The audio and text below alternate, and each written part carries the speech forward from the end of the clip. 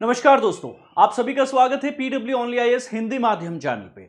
आज हम लोग इस सत्र के माध्यम से जानकारी लेने वाले हैं आर्टिफिशियल इंटेलिजेंस, कृत्रिम बुद्धिमत्ता और कैसे ये इंटेलिजेंस हमारे निजी जीवन में झांक रही है। कई डिजिटल फुटप्रिंट्स हैं जो हमारे वर्तमान में शायद इतने प्रासंगिक नहीं है, पर भविष्य में जाते हुए पता चलेगा कि हमारी प्राइवेसी का वायलेशन कई सालों और दशकों पहले हमने ही 2020, 2025, 2030 के आसपास में कर डाला। बचपने में शायद एक ट्रेंड को फॉलो करते हुए, शायद एक इंस्टाग्राम ट्रेंड कह दूं मैं, मॉडल कह दूं मैं, फैशन कह दूं मैं, इस चीज को फॉलो करते हुए तो कई सारी चीजें जो आज आप आर्टिफिशियल इंटेलिजेंस के जगत में देख रहे हो। थोड़े टाइम पहले जो गिबली आर्ट आया था, अभी जो हाल के अंतर्गत ये इंस्टाग्राम का आपके पास में जो ट्रेंडिंग रील साड़ी वाला जो एक इंस्टाग्राम का ऊपर जो एक ट्रेंड चालू हुआ कि नैनो जो है वो एआई साड़ी ट्रेंड बना रहा है। 19 और 80s की रेट्रो फैशन जो उस वक्त की थी, उसमें कैसे बॉलीवुड अदाकारें दिखती थी, तो उसमें महिलाएं जो है, विशेषकर आज की तारीख में जो इन्फ्लुएंसर्स हैं और उनको फॉलो करते हुए उनका जो फॉलोअर बेस है वह भी इसी को फॉलो कर रहा है। और आज ने आपने भी ऐसी कई इमेजेस जो हैं इंस्टाग्राम पे हो, कई सोशल मीडिया पे देखी होगी। पर अब लगभग एक सप्ताह के करीब ये ट्रेंड चल रहा है और अब जाते हुए पता चल रहा है कि एक इंस्टाग्राम इन्फ्लुएंसर ने एक बहुत ही राज की बात का खुलासा किया। खुलासा किस बात का है कि इन्होंने जो इमेज एआई के साथ में साझा की है, उसके अंतर्गत इनकी बॉडी के ऊपर कई सारे जो बर्थ मार्क्स थे उसका उन्होंने उल्लेख नहीं किया, अपितु एआई ने जो इमेज इनको जनरेट करके दी उसमें उनकी बॉडी की प्रॉपर जो डिटेलिंग, मतलब विद इवन बर्थ मार्क्स की भी जानकारी, जैसे तिल है, मोल है, वो कहां बॉडी के ऊपर जो हाथ के ऊपर दिखाई दे रहा, जबकि इन्होंने ऐसी कोई इमेज जारी नहीं की। तो एआई के पास में ऐसी कौन सी निजी जानकारी या ऐसी कौन सी छवि उनके पास में पहुंच गई कि उन्होंने इस ट्रेंड में इन देवी जी की जो फोटो प्रति जो है बनाते वक्त इनकी बॉडी के जो मैं कह दूं एक तरीके से नीचता कह दूं, निजी जानकारी जो है उसका भी खुलासा कर दिया। तो यहां पे कई सारी जो एआई छवि ऐसी उत्पन्न कर रहे हैं जिसमें बॉडीली पार्ट जो है, बॉडीली जैसे तिल है वह भी दिखाए जा सकते हैं। तो यहां पे उल्लेख है कि एआई के साथ में जब ऐसी कोई छवि जानकारी दी ही नहीं गई तो how AI knows about us. ये है कि आपने तो एक इमेज जारी की, पर एआई का बैकग्राउंड में आपने कई सारा, जैसे पूरा का पूरा कैमरा है, आपका माइक्रोफोन है, आपकी गैलरी है, फोटोज वीडियो सारे शेयर कर रखे हैं। आपको लग रहा है कि आप एक इमेज शेयर किए, पर आपके बारे में आपके फोन में अगर एआई की चैट जीपीटी है, गूगल जेमिनी या कोई भी और एप्लीकेशन है, तो वो आपके बारे में काफी सारी ऐसी चीजें जानती हैं।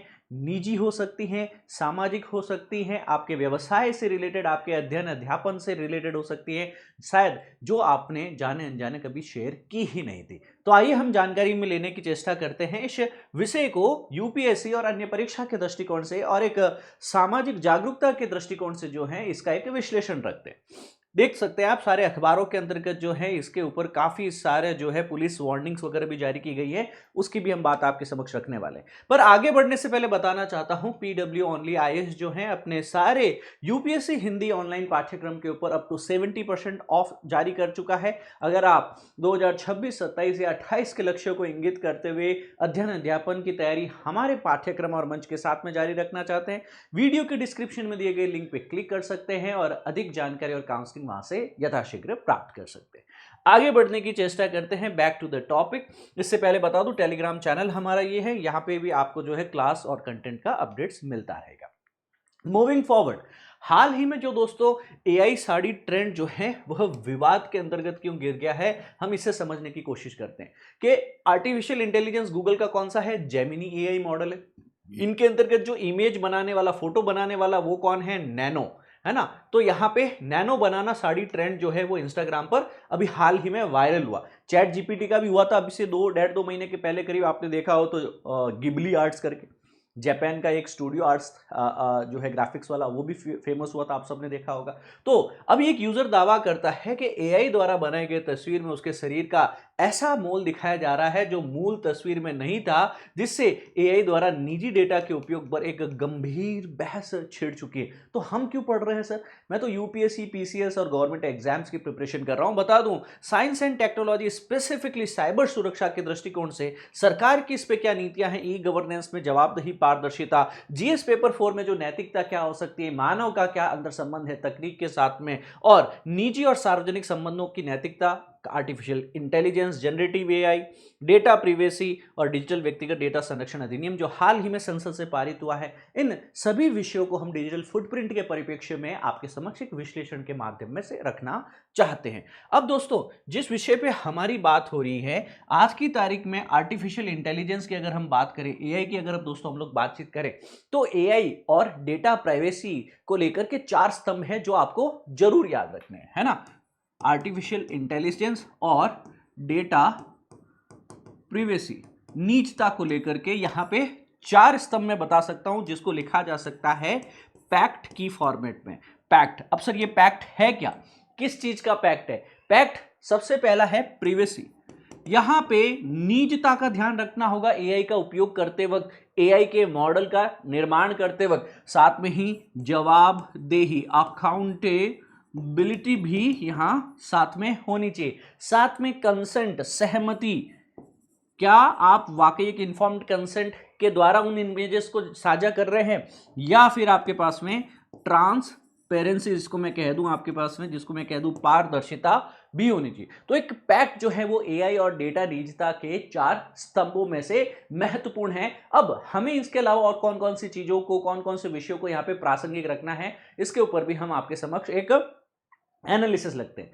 सर आज की तारीख में ट्रेंड क्या है कि सर गूगल का नैनो बनाना करके एक अलग से जो है एआई जेमिनी के अंतर्गत जो है टूल है, और उसका उपयोग करते हुए आप कोई सेल्फी डालिए, और वो सेल्फी जो है, कई महिलाएं जो है, कई बहनें जो है, वो सेल्फी को उपयोग करते हुए साड़ी पहन के उनका पूरा का पूरा इमेज ऐसे ट्रांसफॉर्म हो जाएगा जैसे उन्होंने इमेज तो कुछ और डाली थी, फोटो कुछ और डाली थी, और उनका पूरा का पूरा जैसे वो चाहते हैं कि कौन सी साड़ी हो, कौन से कलर की साड़ी हो, कौन से डेकेड में आपको चाहिए, तो यथार्थवादी तस्वीरों में उसको बदला जा सकता है। ये आपके पास भी एक एआई जेमिनी साड़ी ट्रेंड के रूप में, retro sari trends, retro Bollywood sari trend के रूप में जाना जा रहा है। अब विवाद किस बात का है कि इंस्टाग्राम यूजर जो है कई बार बातें कर रहे हैं कि यहाँ कई निजी जानकारी भी जो है अपलोड जो फोटो में नहीं की गई, वह भी एआई के द्वारा हमारी इन इमेजेस के माध्यम से दिखाई वे दर्शाई जा रही है। तो क्या उपयोगकर्ता की अन्य निजी तस्वीरें जो कि गूगल फोटोज पे है, क्या एआई की पहुंच उस तक है? क्या जो उपयोगकर्ता है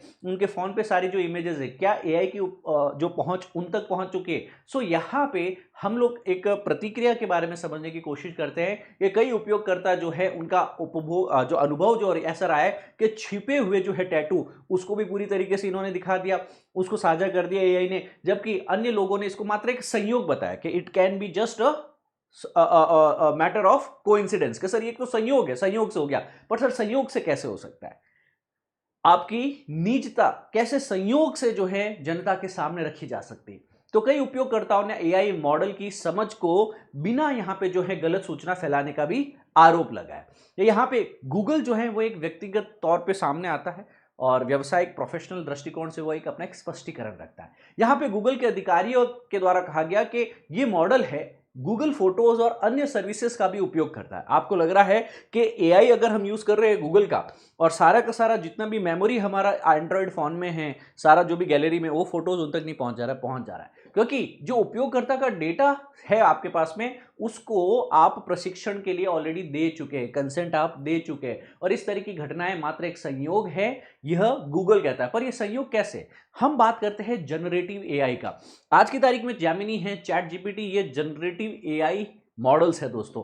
अब ये मॉडल कोई टेक्स्ट, कोई चरित्र, कोई चित्र है आपके पास, कोई मीडिया है, ये बनाने का एक विशाल डेटा सेट जो है उस पर ये एक ट्रेनिंग इसकी पहले होती है। वो पैटर्न से सीखता है, वो नया और मौलिक कंटेंट उत्पन्न कर सकता है। मतलब इसको आप कुछ डेटा दीजिए और यह आपके पास में नया डेटा जो है वह उत्पन्न कर देगा।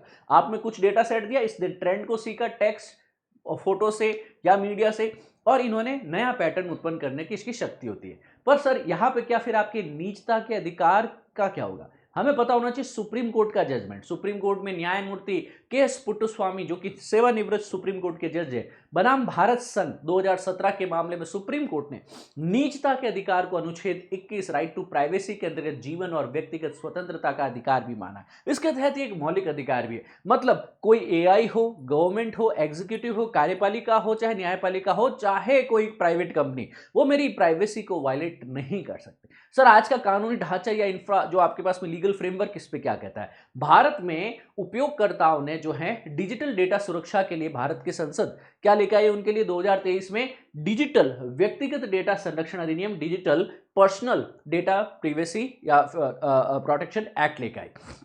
इसको संसद से पारित किया गया। यह अधिनियम जो है डेटा संग्रह कैसे होगा, उसकी प्रोसेसिंग यानी प्रसंस्करण कैसे होगा, बहुत ही स्पष्ट रूप से उसमें सहमति को अनिवार्य करता है कि पहले आप सहमति लीजिए। और आप लोगों को, भोले भाले पंछियों को पता ही नहीं है, कोई भी ऐप डाउनलोड करते ही डिफॉल्ट आप परमिशन दे देते हैं, वो कैमरा से, माइक से, गैलरी, कॉल्स, लॉग सब उठा ले रहा है तुम्हारे से। तो दोस्तों आप समझिए, आपके फोन के अंतर्गत कितने सैकड़ों या हजारों फोन सेव हैं, कितने सैकड़ों या हजारों इमेजेस सेव्ड है, तुम्हारी माइक में क्या आवाज़ आ रही है, तुम्हारे कैमरा में क्या आगे और फ्रंट और बैक में दिख रहा है। हर वक्त उस चीज का एक्सेस जो है किसके पास में रह सकता है? उस एप्लीकेशन के पास में। तो आपको स्वयं से जाकर के उसे डिसेबल करता है, क्योंकि अनिवार्य तौर पे तो कोई भी ऐप डाउनलोड करते ही आप उसे कंसेंट देते ही हैं। अब इसमें हितधारक सबसे पहले आप और हम उपयोगकर्ता। हम एआई का आज की तारीख में प्रयोग जो है मनोरंजन के लिए, रचनात्मक अनुप्रयोग के लिए, आनंद के लिए ले रहे हैं, परंतु अपने डेटा की सुरक्षा को लेकर के एक गंभीर चिंता जो है इस एक्सपेरिमेंट के बाद में हमें देखने को मिली। कई बड़ी टेक कंपनीज है, चैट जीपीटी है, गूगल है और अन्य कंपनी जो है वो इनोवेशन के लिए जो है उपयोगकर्ताओं से जुड़ाव को बढ़ावा देने के लिए ज्यादा से ज्यादा इन ट्रेंड्स को, ज्यादा से ज्यादा इन सर्विस और फीचर्स को फ्री ऑफ कॉस्ट जनता को देती है, ताकि इसके ऊपर जनता आए, वह यहां पे मनोरंजन, रचनात्मक अनुप्रयोग के लिए, व्यावसायिक अनुप्रयोग के लिए जो है इसका प्रयोग करे, जनता का विश्वास बना रहे एआई में, जनरेटिव एआई में। परंतु इनका एक नियामक अनुपालन होना सुनिश्चित करना बहुत ही आवश्यक है। आज की तारीख में कौन सा एआई किस डेटा का कैसे यूज करा, हु विल नो, कोई कंट्रोल करने वाला नहीं। क्या कोई सरकार इस पे नियामक तंत्र, रेगुलेटरी एंटिटी लेके आई है? नहीं सर। तो यहां पे इस कार्य पे भी हमें नवाचार को प्रोत्साहित करना चाहिए। नागरिक जो आपके पास में अधिकार है, सिविक सोसाइटी के जो राइट्स है, उसके रक्षा करने का भी हमको सुनिश्चित करना हो। तो इनोवेशन हो, पर नागरिकों के अधिकारों के साथ में, नागरिकों की प्राइवेसी के साथ में वायलेशन नहीं होना चाहिए, उसके साथ में किसी भी तरह का कॉम्प्रोमाइज नहीं होना चाहिए। तो एक मजबूत कानूनी ढांचा, फ्रेमवर्क जो है वो आज भी भारत में और अधिकांश देशों में नहीं है। उसके लिए एक लीगल वैक्यूम है जिसे यथाशीघ्र कार्यपालिका, न्यायपालिका को फिल करना चाहिए।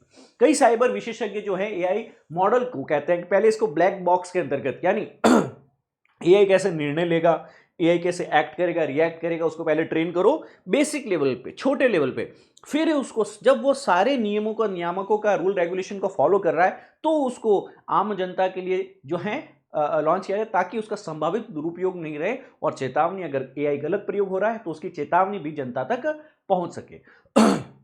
बहुत अच्छी पहलू है कि आज की तारीख में एआई 2023 में आया, 24-25 तक आते आते लगभग सभी के लिए आज की तारीख में एआई और इंटरनेट एक तरीके से समकक्ष शब्द हो चुके हैं। रचनात्मक रूप से अगर कहा जाए तो आप क्रिएटिविटी जो है डेमोक्रेटाइज हो रही है। रचनात्मकता का एक लोकतांत्रिकरण जो है एआई के माध्यम से देखा जा रहा है कि आप कलात्मक दृष्टिकोण से, आप रचनात्मक दृष्टिकोण से अच्छा कंटेंट दे रहे हैं, हमारे लिए एक पावर है। रादर ये इमेज भी मैंने अभी क्लास में आने से पहले एआई के माध्यम से जनरेट की।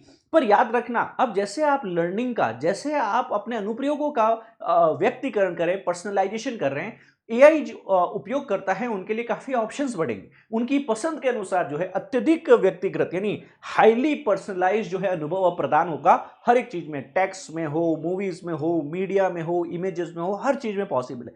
पर जब टेक्नोलॉजिकल एडवांसमेंट आता है, तकनीकी प्रगति आती है, हमें याद रखना है कि इनकी क्षमताओं के परीक्षण के साथ में नियमों का भी फॉलो करना काफी आवश्यक हो जाता है। कई चुनौतियां साथ में लेकर आती है, जैसे निजता का उल्लंघन, पारदर्शिता की कमी, डेटा सुरक्षा का जोखिम। जब बड़ी बड़ी कंपनियों का, फेसबुक का डेटा हैक हो सकता है, तो चैट जीपीटी और गूगल जेमिनी तो है ही क्या। यहां पे सबसे बड़ी चीज है इन्फॉर्म्ड कंसेंट यानी सहमति। कई बार सहमति के भ्रम में हम जीते हैं कि नहीं, मैंने तो अपलोड नहीं की, अपलोड करने से पहले ये मेरे से पूछेगा, मैं इमेज सेलेक्ट करके अपलोड करूंगा तो जाएगी। यह आपका भ्रम है, सहमति का भ्रम है। उपयोगकर्ता जो है अक्सर लंबी सेवा को शर्तों के बिना पड़े ही जो है आपके पास वो उसमें एक्सेप्ट कर लेते हैं, उन्हें पता ही नहीं चलता कि डेटा का उपयोग आगे जाकर के कैसा होगा। तो आज की तारीख में सरकार हमारे लिए, भारत के अंतर्गत कहूं तो उसमें लिए एक लीगल वैक्यूम को खत्म करने के लिए डिजिटल व्यक्तिगत डेटा संरक्षण अधिनियम वर्ष 23 लेके आई है, जहां पे डेटा फिड्यूशरी की बात की गई कि डेटा एकत्र करने वाली जो इकाई होगी उसके ऊपर यह दायित्व डाला गया है कि यहां पे क्लियर कंसेंट हो, स्पष्ट सहमति लीजिए किसी भी उपयोगकर्ता से, उसके बाद भी डेटा का उद्देश्य उसे बताइए कि इस डेटा को मैं किस प्रयोग में लेने वाला हूं, और उपयोगकर्ता अपना डेटा संशोधित कर सकता है, उतना डेटा मिटाने का भी उसका अधिकार उसके पास है। तो right to be forgotten, right to be erased, ये भी अधिकार जो है उपयोगकर्ता के पास है। भारत की संसद ने आप सभी को, हम सभी को यह अधिकार दिया है। कल की तारीख में आप नहीं चाहते गूगल के पास मेरा कोई डेटा रहे, मेटा फेसबुक के पास हो, चैट जीपीटी के पास हो, इंस्टाग्राम के पास हो, फेसबुक के व्हाट्सएप के पास हो, तो आप एक ईमेल लिख के उनको बोल सकते हैं कि भैया इस डिजिटल प्रोटेक्शन डेटा अधिनियम के अंतर्गत राइट टू बी फॉरगॉटन में मेरा नामो निशान, जो एक फोटो, एक नाम, एक नंबर कहीं नहीं दिखना चाहिए, मुझे ऑनलाइन प्रेजेंस रिमूव करनी है फेसबुक से या इंस्टाग्राम से, तो ये आपका अधिकार बनता है। तो यहां पे सरकार ने भी, जैसे अभी नीति आयोग के national institute of transforming India, इन्होंने भी राष्ट्रीय कृत्रिम बुद्धिमत्ता की रणनीति जो है आपके पास में एक नेशनल फ्रेमवर्क, एक नेशनल रोड मैप जो है बनाया है, एक स्ट्रैटेजी बनाई है कि कैसे भारत एआई को लेकर के परस्यू करने वाला है। इसका उद्देश्य भारत को एआई में वैश्विक लीडर के रूप में स्थापित करना है। एआई फॉर ऑल, यानी एआई सभी के लिए, इन नैतिक सिद्धांतों पर भी जोर दिया जा रहा है। बहुत ही बढ़िया बात है कि आप एआई का रचनात्मकता, क्रिएटिविटी और इनोवेशन को डेमोक्रेटाइज कर रहे हो, पर याद रखना कि हमारे पास में एक कानून और है, वर्ष 2000 के अंतर्गत सूचना प्रौद्योगिकी अधिनियम जो संसद लाई थी, इंफॉर्मेशन टेक्नोलॉजी एक्ट, इसके अंतर्गत भारत में साइबर अपराध और इलेक्ट्रॉनिक कॉमर्स को नियंत्रित करने वाला पहला कानून भारत की संसद ने पारित किया। अब डेटा सुरक्षा के प्रावधान उसमें भी है। तो एआई हो चाहे कोई भी टेक्नोलॉजिकल एडवांसमेंट हो, ये सारे ही आपके पास में हमारे नीति आयोग की राष्ट्रीय कृत्रिम बुद्धिमत्ता रणनीति, आईटी एक्ट और आपके पास में डिजिटल व्यक्तिगत डेटा संरक्षण अधिनियम, ये तीन हमारे पास में जो है आज भी ढाल है। इनका प्रयोग करते हुए हमारे डेटा संरक्षण के ऊपर कार्य कर सकते हैं, साथ में इनोवेशन को भी बढ़ावा दे सकते हैं। ऑब्वियसली एआई का विकास होना चाहिए, पर वह नैतिक विकास हो। एल्गोरिदम, जिस एल्गोरिदम पे एआई कार्य करता है उसका प्रॉपर ऑडिट होना अति आवश्यक हो जाता है मित्रों। तो गोज विदाउट सेइंग, आपने मेरे साथ में सीखे काफी सारी जानकारी इसके बारे में। अब आप मुझे 2 प्रश्नों का उत्तर देंगे जनरेटिव एआई के बारे में। जनरेटिव एआई के संदर्भ में मैंने यहाँ पे 3 कथन दिए हैं, कौन सा कथन सही है आप कमेंट करके अपना उत्तर बताइएगा दोस्तों। इसके अलावा आप मुझे, एक और प्रश्न है मेरा, डिजिटल फुटप्रिंट शब्द का सबसे अच्छा वर्णन कौन सा करता है? 4 ऑप्शन दिए। डिजिटल फुटप्रिंट का क्या मतलब है? आपको इमेज डाल रहे हैं, 10 साल बाद में आपको याद भी नहीं होगा, पर आपकी सारी जानकारी वहां पे ऑलरेडी किसी इंटरनेट की, किसी एआई के, किसी डेटा सर्वर में पड़ा होगा। ये डिजिटल फुटप्रिंट ही तो है। तो आप मुझे बताइए what is digital footprint for you. ठीक है, दैट्स इट फॉर नाउ। आज के लिए इतना ही रखने वाले हैं, और अधिक जानकारी जो है हम अन्य सत्र में सुबह 9 बजते ही डेली करंट अफेयर में आपके समक्ष लेके आएंगे। I take your leave now for the day. Thank you. जय हिंद।